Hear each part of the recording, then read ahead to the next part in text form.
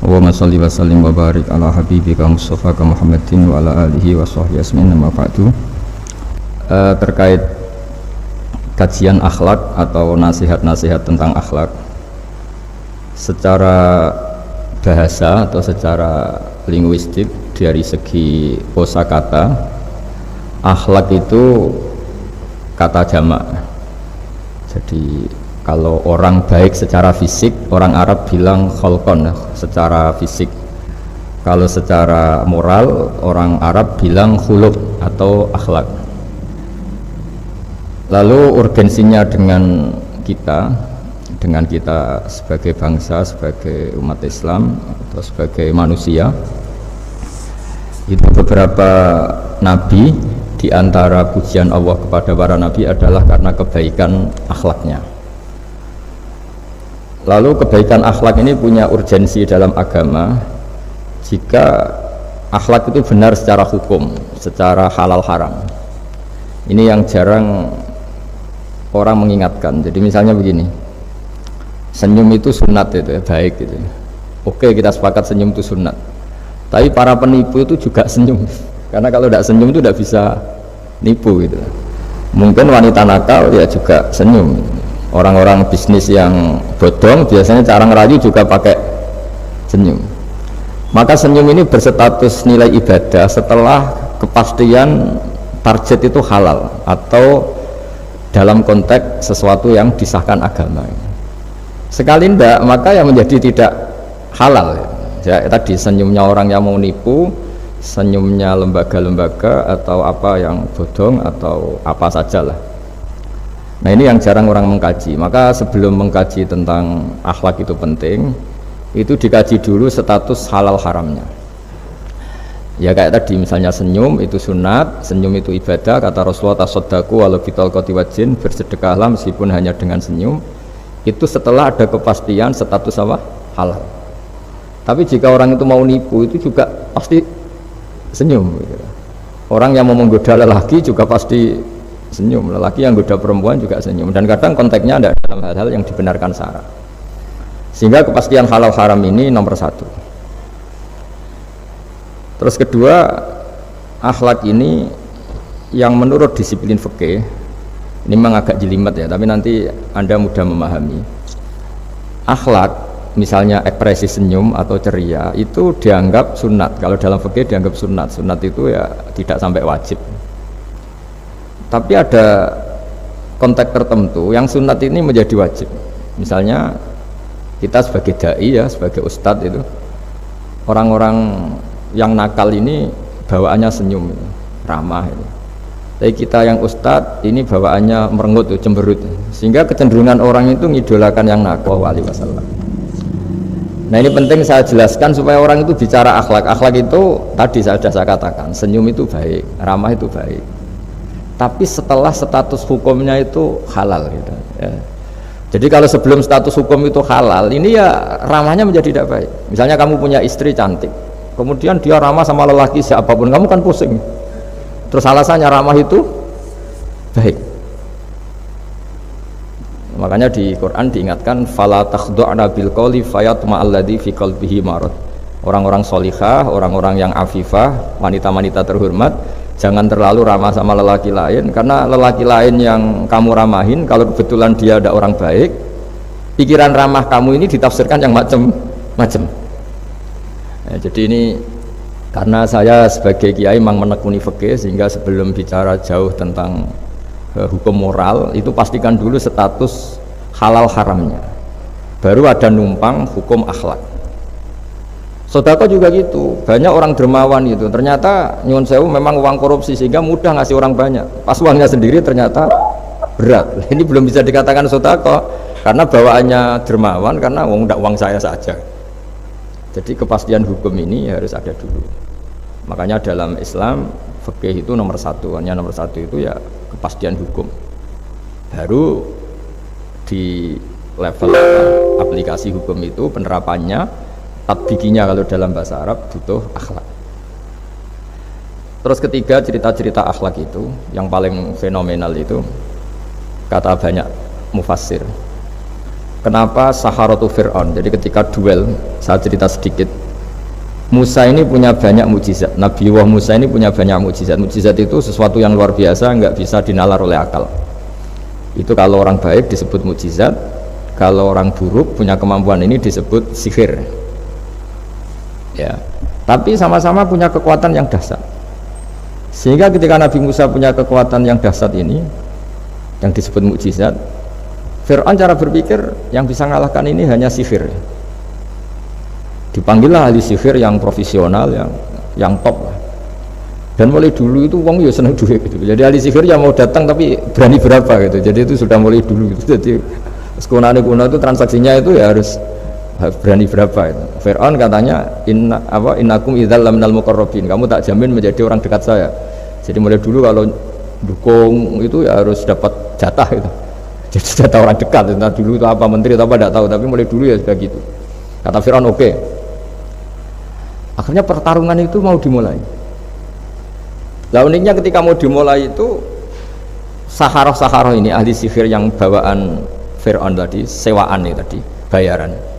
Itu di luar dugaan Mas Andri, itu malah sopan sama Nabi Musa. Ditonton orang banyak padahal, ditonton orang banyak karena Fir'aun tuh ingin Nabi Musa itu kalah. Musa kalau dia manggil. Tapi di luar dugaan itu para ahli sihir itu entah saking heibahnya, wibawanya Nabi Musa itu, jenengan dulu apa saya dulu? Monggo jenengan dulu apa saya dulu? Imma antulqiyah wa imma nahnul mulkin. Monggo jenengan dulu atau kita dulu. Jadi harusnya secara teori tarung itu semakin menteror atau ada gebrakan yang mengagetkan ini kan lebih mudah mengalahkan Musa. Tapi enggak, malah Musa ditanya, wahai Musa, imma antulqiyah wa imma nahnul mulkin. Monggo jenengan dulu atau kita dulu. Nabi Musa juga membalas yang sopan. Enggak, kalian dulu saja. Nah itu kata para ahli tafsir. Barokahnya akhlak yang dilakukan Saharatu Fir'aun ini, al-qawwa fi qulubihim al-iman. Allah saat itu juga memberi iman. Jadi barokahnya sopan sama Nabi siapa? Musa.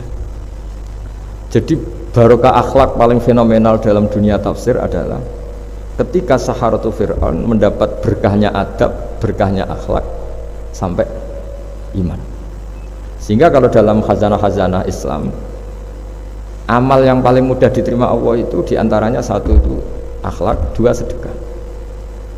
Dalam cerita-cerita kitab yang saya pelajari, sedekah juga gitu. Ada orang itu saking bejatnya, dia seorang kaya raya. Itu saking bejatnya itu cara berpikir itu menurut dia ya rasional, tapi ngawur sekali. Dia punya putri cantik gitu. Ya tentu dia yang rawat. Terus dia ngenangen itu wong anakku ayu dirabi wong liya. Walhasil itu dia punya rencana menikahi anaknya sendiri. Itu kan sebejat-bejatnya orang. Dan dia cara berpikir itu begitu, memang namanya orang Majusi, tidak beragama. Tapi ketika dia, banyak ulama yang bilang namanya orang ini Bahram. Tapi siapapun namanya itu, cerita ini populer di literasi, di khazanah-khazanah atau di referensi kita. Pas malam pertama mau menggauli putrinya, ada janda sepuh itu notok pintunya ya, supaya dikasih sedekah. Itu anehnya dia itu tergerak untuk memberi. Ketika mau memberi, si janda ini berubah pikiran, wong saya ini muslimah kok minta orang kafir. Tidak jadi minta, tapi lari, ketika dikejar lari. Setelah di rumah melihat anak-anaknya itu menangis, Mas Andri, kembali lagi minta. Setelah mau dikasih, lari lagi sampai 3 kali. Singkat cerita si Bahram ini lalu tetap ke rumahnya dan ternyata mendengar anak-anak menangis karena kelaparan. Dia tergerak hatinya, itu membawa cara Indonesia, membawa beras sendiri, membawa roti sendiri, semua keperluan itu dicukupin, dibawa sendiri, diantarkan. Dan dunia saat itu juga dia berpikir waras langsung, nggak ingin lagi menggauli anaknya, nggak ingin lagi. Jadi barokahnya sedekah itu dilakukan orang kafir, itu langsung ada berkah. Sampai saat itu dia iman, dan hebatnya ada seorang wali di era itu mimpi disuruh menghormati si Bahram ini, bahwa ini umat saya, ini walhasil itu sampai diapresiasi. Nah, lagi-lagi kembali ke sedekah. Jika ada orang netral, misalnya orang netral ya diajak baik ya mau, diajak buruk ya mau, belum punya berpendirian, juga belum punya karakter, belum punya status yang permanen, ya solehnya masih amatir, faseknya ya masih amatir. Kemudian terus ada kompetisi, alam raya ini kan kompetisi. Ternyata yang tukang sedekah, yang mudah memberi itu yang fasik, yang ini pelit. Jangan-jangan kita disalahkan Allah ketika orang yang netral ini jadi orang fasik. Karena apa? Kenangannya dengan orang fasik mendapat keenaan sedekah atau servis, kenangannya sama orang soleh tidak mendapat, malah dikongkon terus jadi panitia pengajian, kan kesel ya. Nah, kalau dibebani terus, sehingga diantara ciri agama ini qalilul ma'unah, agama ini harus berbiaya murah. Itu hal-hal yang harus kita perhatikan. Nah, kecuali ini sudah orang yang punya karakter, memang sudah orang soleh, memang bawaannya ingin mendukung yang kanan, yang ahlul yamin, yang hanya suka kebaikan. Ini kan kita bicara orang yang belum punya apa? Karakter. Kalau yang soleh kan karuan, dirayu yang ini sudah tidak mau, meskipun yang ini ngel-ngelo terus tetap nggak masalah yang kanan ini. Nah, ketika kita ngelola anak Mas Andri ini, Mas Dwi, ini karena yang ada jadi saya pakai contoh. Saya punya kenangan dalam hal ini itu sangat miris ya. Ada orang sepuh soleh, cerita anaknya itu sekarang kerja di Jakarta tidak sholat, padahal itu ya orang soleh, orang baik. Dan dia kenapa datang ke saya? Karena minta maaf dulu pernah dengan tanda ketik pernah menyalahkan bapak saya, menyalahkan kiai-kiai yang lunak. Bapak saya dulu ya di dalam ada TV, ya ada sepeda motor, ya umumnya orang. Ternyata kasusnya itu sederhana Mas Andri. Anaknya kiai ini, orang soleh lah, itu karena saking ketatnya itu di rumah nggak ada TV, juga nggak ada motor, sehingga kenangan pertama lihat TV ya di servis orang yang nyuwun sewu tidak sholat. Kenangan pertama pakai motor ya dipinjemin orang yang nggak sholat, sehingga bawaannya dia punya utang jasa sama orang yang tidak baik lah gitu. Akhirnya ini nggak jadi idola, orang tuanya meskipun sholat nggak jadi idola, dan orang tuanya itu nggak punya TV supaya waktunya nggak habis untuk nonton TV, nggak punya motor biar nggak kuyuran, niatnya baik, sangat baik. Tapi karena terus ini itu tadi kembali ke tadi al-insan abdul ihsan, manusia itu budaknya kebaikan.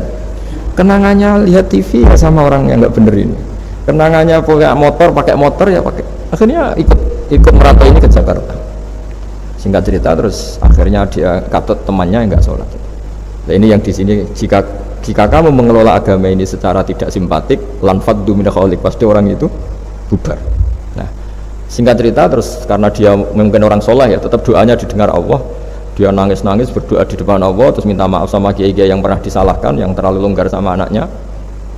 Karena bapak saya termasuk orang yang longgar. Mbah Mun saya tahu di dalamnya ya ada TV, ada motor, umumnya anaknya difasilitasi.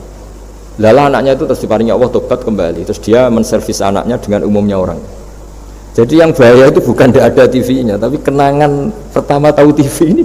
Bagi anak yang nggak pernah lihat TV itu kan diberi hal lihat TV itu spesial. Sama bagi anak yang sama sekali nggak ada motor itu kan dikasih pinjaman motor itu kan spesial. Jadi kesimpulan dari ngaji akhlak ini harus dikawal supaya mengawal kebaikan. Jangan sampai anak kita, keluarga kita punya utang jasa sama orang yang nggak benar sehingga dia ngidolakannya orang yang nggak. Ya tadi misalnya kadang-kadang orang nggak benar itu ketemu temannya ngopi-ngopi beres. Yang ini kita sebagai orang tuanya mau ngopi saja ditanya jam segini kok ngopi, apa saja salah. Jadi bawaannya di rumah disalahin, bawaannya di luar dibebasin, akhirnya kenangannya kan ini buruk. Ini hal-hal seperti ini yang kita harus hati-hati lah ngelola kebenaran.